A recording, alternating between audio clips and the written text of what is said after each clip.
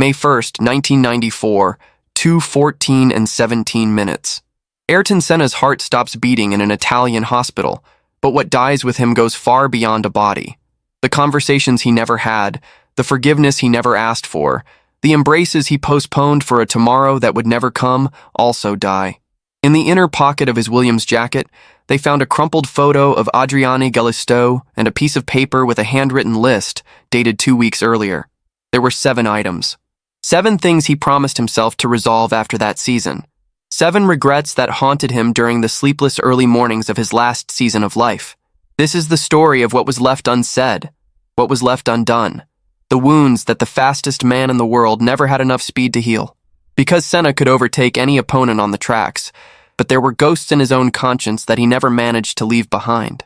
The first regret began on a cold February night in 1982, when Senna, then 22 years old, sat at the dinner table of his parents' house in São Paulo and announced that he wanted a divorce.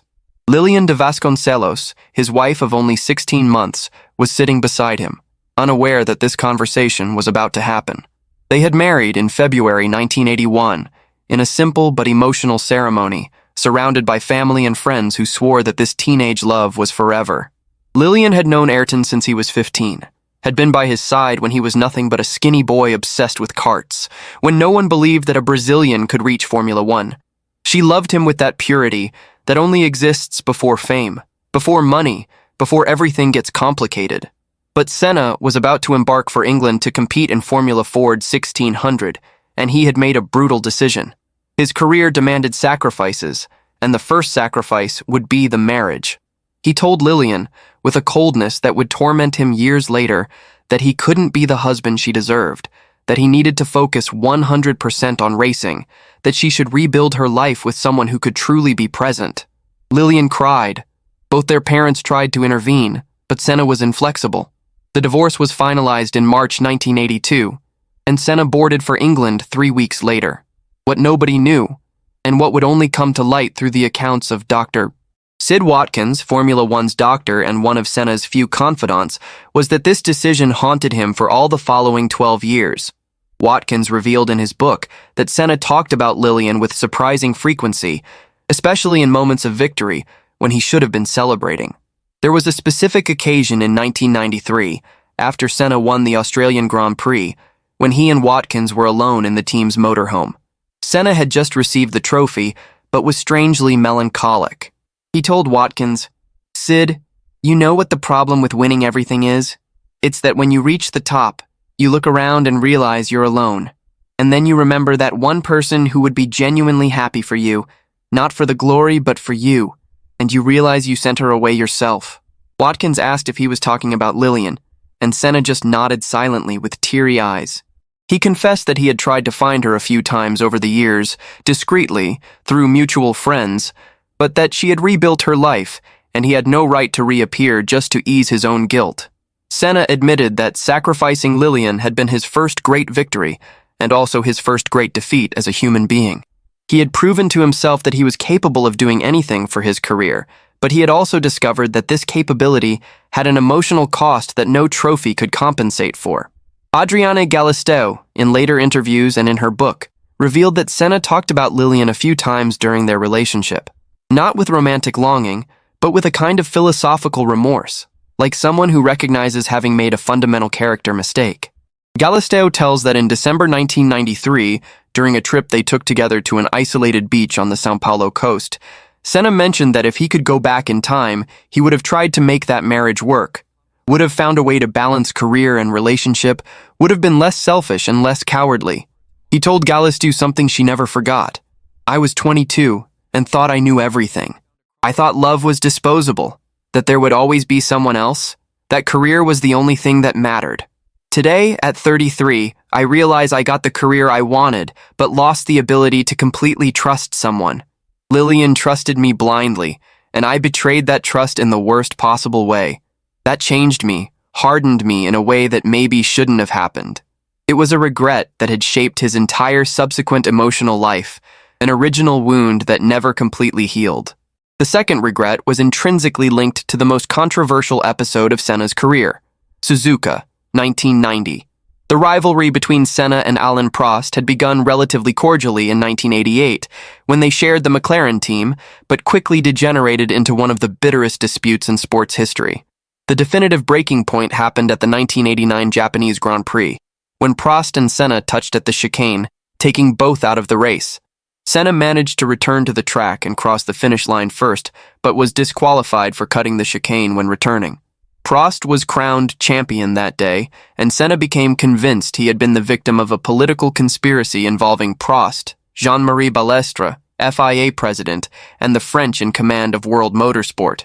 He spent a whole year feeding that resentment, transforming it into pure hatred fuel. When 1990 arrived, Senna had a plan. Prost had moved to Ferrari, and the championship would again be decided in Japan. Senna had a small points advantage, but if Prost won that race, he would take the dispute to the last race. On the Thursday before the race, Senna approached the race director and asked for the pole position to be moved to the clean side of the track, which would give him an advantage at the start. The request was denied. At that moment, Senna made a decision that would torment him for the remaining 4 years of his life. On Sunday, October 21, 1990, when the lights went out, Prost started better from second position and took the lead. Senna, without hesitating a millisecond, threw his car against Prost's in the first corner, causing an accident that took both out of the race instantly. It was deliberate, calculated, executed with surgical precision. Senna won his second world championship through an act that violated everything the sport should represent. At the time, he vehemently denied it was intentional, but a year later, in a bombshell interview, he coldly admitted, "Yes, it was on purpose, and I would do it again. He did worse to me in 1989, so I just returned the favor." The statement shocked the motorsport world. Even his most fervent fans were uncomfortable with that coldness, with that admission that the end justified the means, no matter how dirty those means were. But what Senna said publicly was only a fraction of the torment that episode caused internally. Viviane Senna revealed in a 2004 interview that her brother talked about Suzuka 1990 with disturbing frequency in his final years of life. He rationalized the act publicly, but in private conversations with his sister, admitted he had crossed a moral line he shouldn't have crossed. Viviane says that in 1993, during a Sunday lunch at their parents' house, Senna spontaneously brought up the subject. He said he would wake up some nights thinking about that moment, that he was ashamed of the person he had been capable of planning something so unsportsmanlike, that he felt he had tarnished his own legacy by proving he was capable of doing anything to win, including morally questionable things. Viviane remembers he said something particularly revealing. "You know what the problem with doing something bad to win is? It's that afterward you win and realize the victory is contaminated. Every time I look at that 1990 trophy, instead of feeling pride, I feel a tightness in my chest. And the worst part is I can't go back, can't undo it. That's engraved forever in the sport's history." Adriana Galisteo provides perhaps the most intimate account of this regret. She writes in her book that Senna, in March 1994, just 2 months before dying, had a significant emotional crisis related to Prost.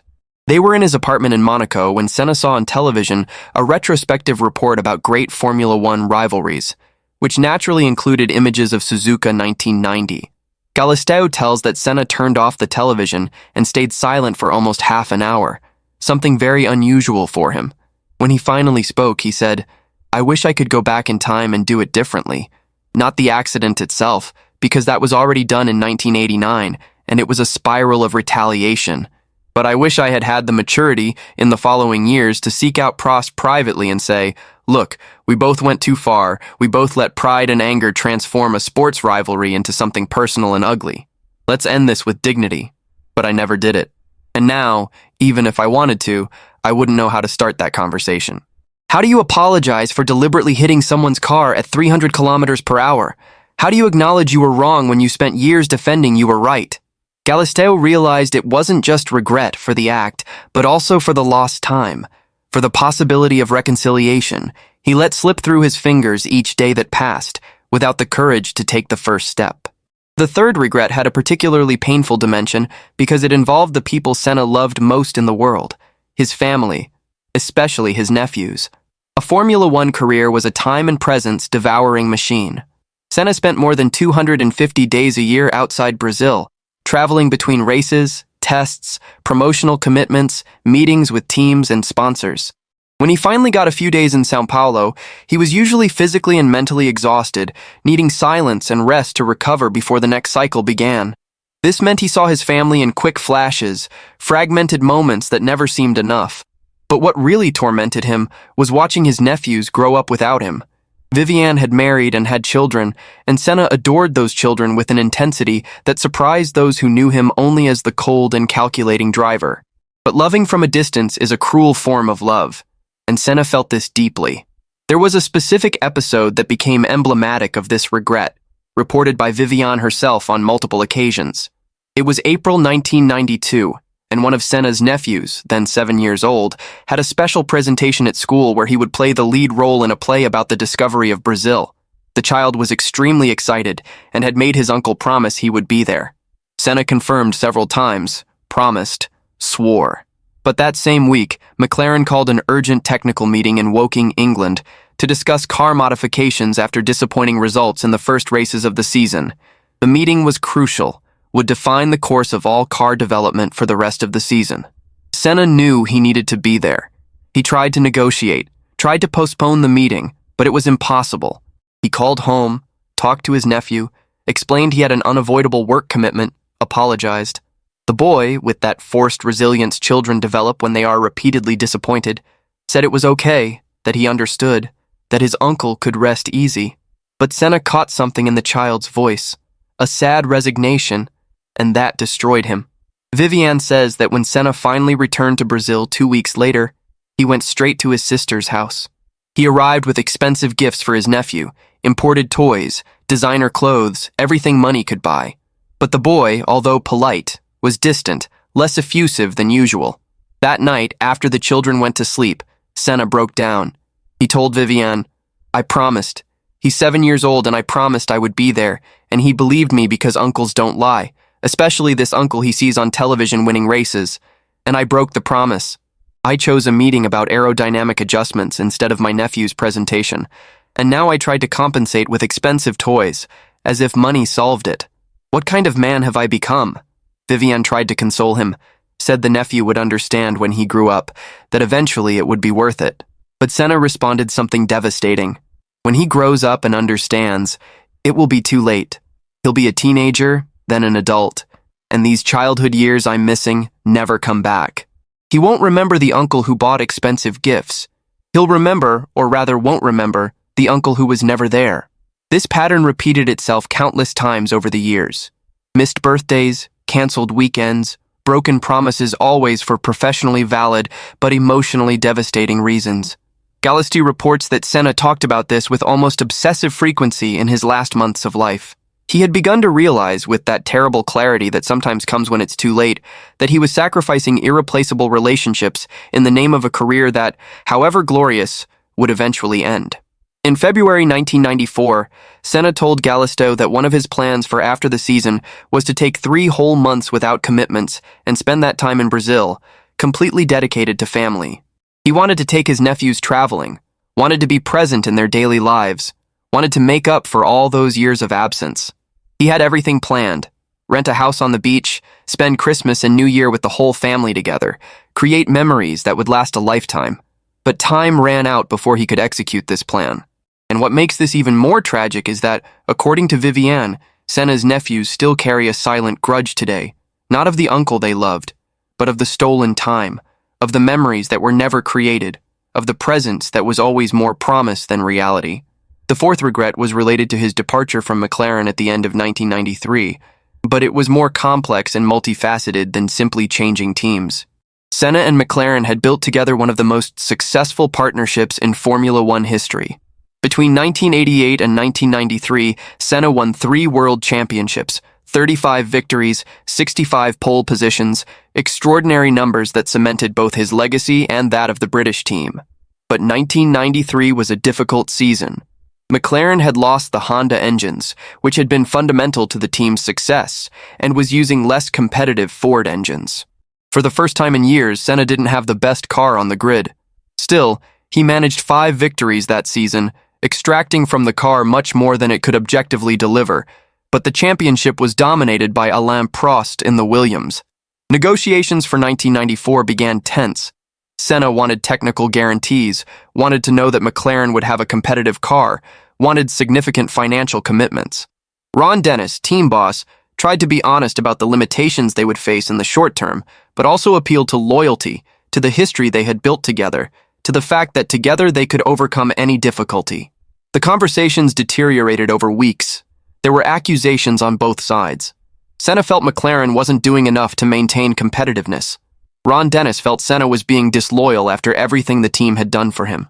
Negotiations became increasingly cold, more transactional, less about partnership and more about contracts and clauses. In December 1993, Senna signed with Williams, the team that had the dominant car. It was a rational decision from a sporting point of view, but the way it happened left open wounds. The farewell was cold, formal, full of unexpressed resentments. There was no emotional embrace, no genuine thanks, no celebration of 6 extraordinary years together. It was just an official statement, corporate handshakes, and done. Senna boarded for his year-end holidays, and already on the plane, according to reports from close people, he began to feel that something had gone deeply wrong. Gerhard Berger, who was Senna's teammate at McLaren from 1990 to 1992 and remained a close friend, revealed in later interviews that Senna called him on Christmas 1993, visibly disturbed. Senna confessed he felt he had burned an important bridge, that he had let politics and ego interfere with what should have been an amicable separation between professionals who respected each other mutually. Berger tried to downplay it, said these things happened in the business world, that eventually wounds would heal. But Senna was genuinely anguished. He said something Berger never forgot. Gerhard, Ron wasn't just my boss. He was a mentor, a friend, someone who believed in me when he could have chosen any other driver. And I left there as if I was just changing jobs, without giving him the recognition and respect he deserved. This isn't right. This isn't me. Berger suggested Senna call Ron Dennis and have an honest conversation. But Senna said both their pride made it complicated, that Ron probably wouldn't answer or would be defensive, that the moment had passed. Adriane Galisteu confirms and expands this account. She writes that in January 1994, when Senna was at his country house in Portugal preparing for the new season, he talked extensively about the McLaren situation. Galisteu says Senna was visibly tormented, that he kept ruminating over conversations he could have had, words he could have said, gestures he could have made. He mentioned he wished he had scheduled a private dinner with Ron Dennis after the last 1993 Grand Prix, away from cameras and journalists, just the two of them, and had a truly honest conversation. Thank him for everything, acknowledge the decision to leave was purely professional and didn't diminish in any way what they had built together. Express hope they would remain friends regardless of contractual differences. But he didn't do it. He let pride and emotional discomfort prevent that simple but significant gesture. And this ate at him because it violated his own values. Senna was someone who valued loyalty and gratitude above almost everything, and he felt he had failed to adequately demonstrate both in that situation. Galisteu says he even mentioned in April 1994 that after the season he planned to send a long handwritten letter to Ron Dennis, expressing everything he couldn't say personally. But, like so many other things, time ran out. The fifth regret was perhaps the most personal and most difficult for Senna to confront. His relationship with Shuksha Menegal, and more specifically, how he had conducted that relationship and its end. Senna and Shuksha started dating in 1988, at the height of both their fame. It was a combination that fascinated Brazil, the most famous children's TV host in the country, who had become an unprecedented cultural phenomenon, and the driver who was conquering the Formula One world. The Brazilian media went crazy over that romance. Each public appearance of the couple generated headlines, each gesture was analyzed, each crisis rumor became front-page news. It was a relationship lived under a relentless microscope, which would already be difficult under normal circumstances. But there were much deeper problems beyond media exposure. Senna and Shuksha were fundamentally incompatible in essential aspects of personality and lifestyle. Shuksha was expansive, loved being surrounded by people, lived in a kind of permanent circus of friends, producers, work team. She was spontaneous, emotional, expressed feelings openly. Senna was the exact opposite. Introspective, intensely private, needed solitude and silence to regenerate mentally and emotionally. He was controlled, calculating, extremely cautious about expressing vulnerability. The relationship was a roller coaster from the start. They broke up and got back together with a frequency that kept the tabloids in permanent frenzy. Each reconciliation was cover news, each breakup generated endless speculation. But what the public didn't see was the real emotional wear that caused both of them. Shusha genuinely loved Senna and tried desperately to make that relationship work. She tried to adapt to his privacy needs, tried to be more discreet, tried to create a space where he could feel comfortable. But it was like trying to be someone else, and that was unsustainable in the long run. Senna, for his part, tried to be more present, more emotionally open, more willing to participate in the social life that was natural for Shusha. But he frequently withdrew, became distant, closed himself off when emotional demands seemed excessive. The final breakup happened in 1990, after another series of back and forths. It was Senna who definitively ended the relationship, telling Shusha it would never work, that they were very different people, that they were hurting each other trying to force something that wasn't natural for either of them. What few knew, and what only came to light through later accounts, was that Senna carried significant guilt about how he had treated Shusha during those 2 turbulent years. Adriana Galisteo was the one who offered the most detailed accounts about this. In her book, and in later interviews, Galisteo revealed that Senna talked about Shusha several times during their relationship, always with a tone of respect and regret. It wasn't romantic jealousy from Galisteo because Senna made it clear he didn't have remaining romantic feelings for Shusha, but she was impressed by the depth of his remorse about how he had conducted that relationship. On a specific occasion, in November 1993, Senna and Galisteo were at a restaurant in São Paulo when they spotted Shusha dining with friends at another table. Shusha waved politely, they waved back, and nothing else happened. But when they returned home that night, Senna was quiet, clearly thoughtful. Eventually, he started talking. Senna told Galisteo that whenever he saw Shusha, he felt a pang of guilt because he recognized, in retrospect, how poorly he had behaved in that relationship. He admitted he had been emotionally unavailable, that he had used his career as an excuse not to fully surrender, that he had been cold when she needed warmth, absent when she needed presence. Senna recognized that Shusha had genuinely tried to make it work, that she had struggled to adapt to his needs even when it meant suppressing fundamental aspects of her own personality. And him?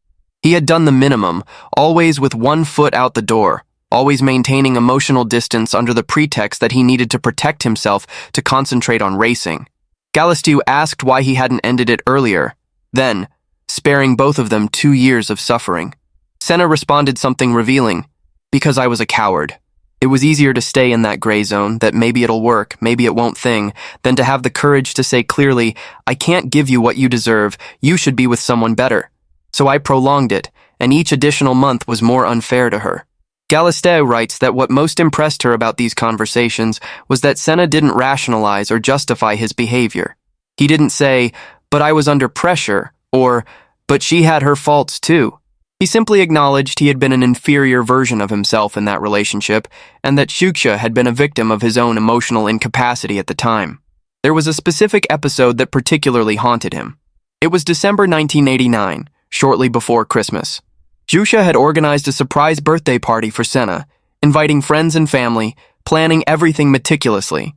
But Senna arrived late, visibly irritated at being there when he preferred to be home resting, and spent the whole night with a sour face, barely interacting with guests. Later, he fought with Shusha in the car, saying she should have consulted before planning something like that he hated surprises, that she didn't know him well. Shusha cried, apologized for trying to do something nice for him. Years later, remembering this episode with Galisteo, Senna said, "That woman planned a birthday party for me, gathered people I loved, did everything with genuine affection, and I made her cry because my ego couldn't stand that she had taken an initiative without my approval. That's not being a competitor. That's being a jerk." And I was. It was this kind of brutal self-criticism that revealed the depth of his regret. The sixth regret related to his frequently tense relationship with Brazilian media, especially with journalists who had dedicated years covering his career and building his image as a national hero. Senna had an extremely complicated relationship with the press. On one hand, he rationally understood that media had been fundamental in transforming him into a national icon, that Brazilian sports journalists had amplified each of his victories, transforming individual achievements into reasons for collective pride for a country that desperately needed reasons to be proud. On the other hand, Senna valued privacy above almost everything. and felt journalists frequently crossed lines, invading personal aspects of his life that shouldn't be public. This tension resulted in several incidents over the years, moments when Senna was rude, crude, even aggressive with reporters he felt were being invasive or irresponsible. There were specific episodes that became legendary in the Brazilian journalistic community. In 1991, during a promotional event in São Paulo, a reporter asked Senna about rumors that he and Xuxa had resumed dating. Senna, visibly irritated, responded, "My personal life is none of your business or anyone else's. You journalists think that because you write about me, you have the right to know everything. You don't." Next question. The tone was cutting, almost hostile, and left the journalist visibly uncomfortable. That same year, on another occasion, Senna was leaving a restaurant in São Paulo when a photographer started taking pictures. Senna politely asked them to stop, but the photographer continued.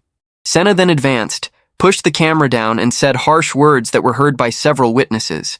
The incident almost resulted in a lawsuit.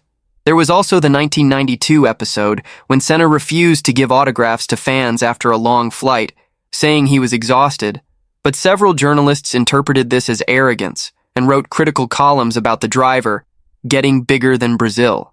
What made this a genuine regret was that Senna, in his final years of life, began to recognize that many of his reactions had been disproportionate and unfair. Galvão Bueno, the sports narrator who had a unique relationship with Senna, oscillating between journalist and friend, revealed in later interviews that Senna talked about this several times. Galvão says that in 1993, after a race at Interlagos, he and Senna were talking informally when the driver spontaneously brought up the subject. Senna said, "Galvão, I know I have a reputation for being difficult with you in the press. And part of that is justified because there really are journalists who don't respect boundaries. But looking honestly, I was unfair to many people who were just doing their job. There are reporters I treated badly simply because I was in a bad mood, not because they had done anything wrong. There are photographers I rudely sent away when I could have asked politely. There are experienced, serious journalists I disrespected publicly for asking perfectly legitimate questions I simply didn't want to answer. And the problem is, these people continue working, continue covering me. But now with this memory that Senna was an idiot to them." Galvão tried to downplay it, said Senna was under constant pressure and occasional reactions were understandable. But Senna didn't accept the excuse. He said something Galvão considers one of the most mature things he ever heard from Senna. Pressure doesn't justify being rude to people who have nothing to do with the pressure source. If I'm stressed because the car isn't competitive, or because I lost a race, or because I have personal problems, that doesn't give me the right to take it out on a journalist who's there just trying to do a story. Especially the Brazilians, who genuinely root for me, who stay up at dawn in Europe to follow practice sessions, who defend my image when I mess up. They deserved better from me. It was unfiltered self-criticism, the kind of recognition that demonstrated genuine character growth. Galvão suggested Senna could make gestures of approach, maybe give longer and more open interviews to some journalists he had had friction with, publicly signal a change in posture. Senna agreed it was a good idea and said he would do it after the 1994 season, when he would have more time for that kind of initiative. But, like so many other things, time ran out. Adriana Galisteu adds an interesting layer to this regret by reporting that Senna was particularly sensitive to this because he perceived the irony of his situation. He had spent years complaining about lack of privacy, constant media harassment, but now, in the final phase of his career, he was beginning to understand that attention was also a form of love, a manifestation of how Brazil had adopted him as a national symbol. Galisteu says that in March 1994, Senna received a long, handwritten letter from a veteran journalist who had covered his entire career, from karting days. The letter was respectful but honest, talking about how difficult it was for serious journalists to do their work when Senna frequently treated them with hostility, but also expressing unwavering admiration for the driver and understanding that fame and privacy were difficult to balance. Senna read that letter several times and was visibly moved. He told Galisteu, "This man spent decades following my career, writing about me honestly and respectfully, and I treated him like an enemy just because he asked questions I found inconvenient. He deserved better. Many of them deserved better." Senna planned to respond to that letter personally, but ended up postponing, and eventually it was too late. The seventh and final regret was the most intimate and, in a way, the most tragic, because it concerned the relationship Senna was living at the time of his death. His relationship with Adriana Galisteo. They had started dating in August 1993, when Galisteo was only 21 and Senna 33. It was a relationship that from the beginning faced intense scrutiny. Galisteo wasn't from an elite São Paulo family like Senna's previous girlfriends. She was a model, came from a middle-class family, was significantly younger. The media was brutal. There were insinuations it was just a passing affair, that Senna was having a midlife crisis, that Galisteo was only interested in fame and money. Senna's family, according to later reports, also had initial reservations, concerns about the age difference and background. All this context made Senna, already naturally private, extremely cautious about how he publicly exposed that relationship. He insisted on maintaining discretion, avoided appearing publicly with Galisteo, rarely mentioned her in interviews, never posted photos of the couple, didn't even officially confirm the relationship when asked directly. It was as if he was keeping that love in a separate compartment, protected from public scrutiny, but also, inadvertently, denying Galisteo the recognition and validation she naturally desired. Galisteo wrote extensively about this in her book, and her words carry both love and pain. She makes it clear she understood Senna's reasons, that she understood his need for privacy, that she wasn't demanding flamboyant public declarations. But she also admits it hurt to be kept in the shadows, not being able to appear at public events beside him, having to hide the relationship from everyone except a very small circle of close people. There were particularly difficult moments, like when Senna went to Brazil for sponsor events or public obligations and Galisteo stayed in his Monaco apartment waiting, or when they went out in São Paulo but had to use separate cars, separate entrances, separate tables in restaurants, all to avoid being photographed together. It was an authentic love lived in secret. And although Galisteo understood intellectually the reasons, emotionally it was exhausting to feel like a secret instead of a recognized partner. And what makes this Senna's regret, according to Galisteo's own account, is that he began to recognize this in his final months of life and was actively changing his posture. Galisteo writes that the change began in late 1993 and early 1994. Senna started appearing more publicly with her, started introducing her to more friends and colleagues, started mentioning the relationship less evasively when asked. They weren't dramatic gestures, but they were clear signs he was progressively more comfortable assuming that relationship before the world. In February 1994, for the first time, Senna took Galisteo to dinner at his parents' house, formally introducing her to the family. It was a significant moment because it represented a level of commitment he had never demonstrated before. Galisteo says that after that dinner, when they were returning to the apartment, Senna said something she never forgot. "I know I was unfair to you keeping everything so private.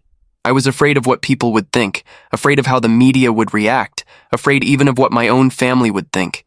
But that was cowardice on my part. If I love you, and I do love you, then I should be proud to be with you, not ashamed or afraid. And from now on, things will be different. I'll stop hiding. I'll stop hiding us." But the most significant change, according to Galisteo, came in April 1994, just 2 weeks before his death. Senna had started talking seriously about marriage. They weren't just vague conversations about the future, but concrete plans. He mentioned he wanted to marry after the end of the season, in December or January. He talked about where the ceremony would be, who would be invited, even about honeymoon. Galisteo says she was simultaneously ecstatic and surprised because this represented a fundamental change in Senna's posture. He was not only accepting that relationship, but wanting to make it official in the most public and irreversible way possible. It was as if he had finally decided that fear of others' judgment was less important than the happiness she brought him. And there was more. Senna mentioned that after the wedding, he would like Galisteo to accompany him more at races, to be present not only at home, but also in his professional world, integrating all parts of his life he had kept so rigorously separate for so long. It was a significant emotional evolution, a sign that Senna was finally maturing beyond his obsessive need for control and compartmentalization. The regret, then, wasn't about the relationship itself, but about the time lost being cautious when he could have been courageous. Galisteo writes that in the last conversation she had with Senna before he traveled to Imola, he specifically expressed this feeling. They were in his Monaco apartment on the Wednesday before the Grand Prix, packing. Senna was talking about plans for after the race, about how he would like to spend more time together, maybe rent a beach house for May, formally introduce Galisteo to some longtime friends who still didn't know her. And then he stopped, looked at her, and said something that stays with Galisteo to this day. I wasted months worrying about what everyone would think about us. Months we could have spent living this love openly, without fear, without hiding. And now I realize the only judgment that matters is my own. And I judge that you're the best thing that's happened to me in a long time. So no more hiding. After this race, I want you with me in everything. And whoever doesn't like it doesn't have to look. Galisteo says this made her cry with happiness because it represented the recognition she had desired from the beginning. The validation that that love was real and important enough to be lived without shame or caution. 3 days later, on Sunday, May 1st, 1994, Ayrton Senna died at the Tamburello curve in Imola. Galisteo was watching on television from São Paulo and saw everything happen. In the days, months, and years that followed, she had to deal not only with the devastating loss of someone she loved, but also with the fact that relationship, because it had been kept so private for so long, didn't receive the public recognition it deserved. She was frequently referred to by the media as the girlfriend, or even the alleged girlfriend, as if that love were less real because it had been less visible. There were even disputes about her place at the funeral, about her right to be among the main mourners. All this because Senna had waited too long to publicly assume that relationship, and when he finally decided to do it, it was too late. In later interviews, Galisteo was always clear in saying she didn't blame Senna, that she understood his reasons, that she loved him despite everything. But she also admits one of the most painful things was realizing, after his death, that they had wasted precious time being cautious, that they could have created more public memories together, more photos, more moments shared with friends and family, more tangible evidence of that love for her to hold on to after he was gone.